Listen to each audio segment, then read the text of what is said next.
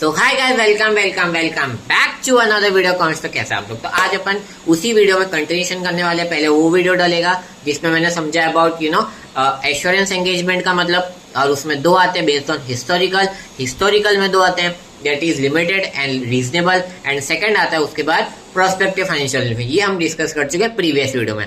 मैं चाहता था एक ही वीडियो में डिस्कस हो जाए, पर क्योंकि मैंने रिवीजन भी पार्ट करवाया था तो इसलिए उस 3 मिनट वाले शॉर्ट में मैं नहीं कर पाया हुआ है, तो ये कंटिन्यूशन में वीडियो आपका आ जाएगा। तो let's start without wasting any time. देखो बेटा, मैंने आपको समझा दिया क्या पहला होता है एंगेजमेंट में 2 types. First assurance engagement, other related services.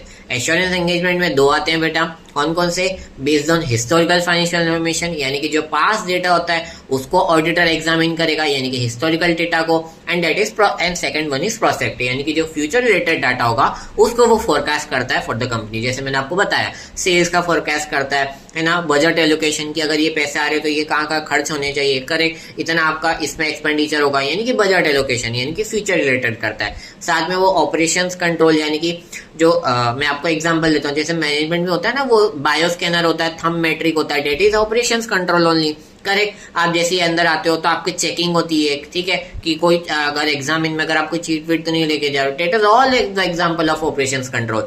तो वो बराबर मैनेजमेंट में हो रहे कि नहीं हो रहे, तो वो भी प्रोस्पेक्टिव के अंदर ही आता है। डेट इज और एश्योरेंस एंगेजमेंट। एश्योरेंस एंगेजमेंट में 2, हिस्टोरिकल में 2, ऑडिट एंड रिव्यू। ऑडिट में पूरे साल का, रिव्यू में कम साल का, यानी कि वो सिर्फ और सिर्फ इंटरिम फाइनेंशियल रिपोर्टिंग का रिव्यू करके और दे देता है, और एनालिटिकल प्रोसीजर में सिर्फ इंक्वायरी करेगा, that is.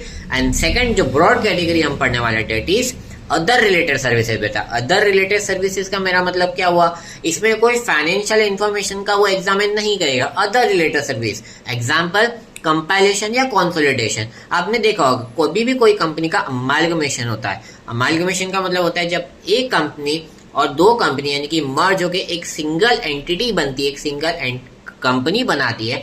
So in that case जो दोनों कंपनीज का जो फाइनेंशियल इंफॉर्मेशन होता है अलग अलग पहले होगा, तो आफ्टर कंपाइलेशन वो एक ही बनाएंगे। तो that is the work of the auditor, कि वो जब 2 मर्ज कंपनी एक कंपनी बनेगी तो उसका जो कंपाइलेशन होगा या कंसोलिडेशन, उसको कंसोलिडेशन बोलते हैं। जब 2 फाइनेंशियल डेटा मर्ज होंगे उसको कंसोलिडेशन बोला जाता है। तो उस काम में आपका कौन मदद करेगा? ऑडिटर करेगा। ये भी ऑडिटर के वर्क को स्कोप ऑफ ऑडिट में आता है, that is other related services. तो ये था हमारा एंगेजमेंट और उसके बहुत सारे टाइप, कि क्या क्या ऑडिटर सर्विसेज परफॉर्म करता है। तो thank you, Tata, God bless and be happy.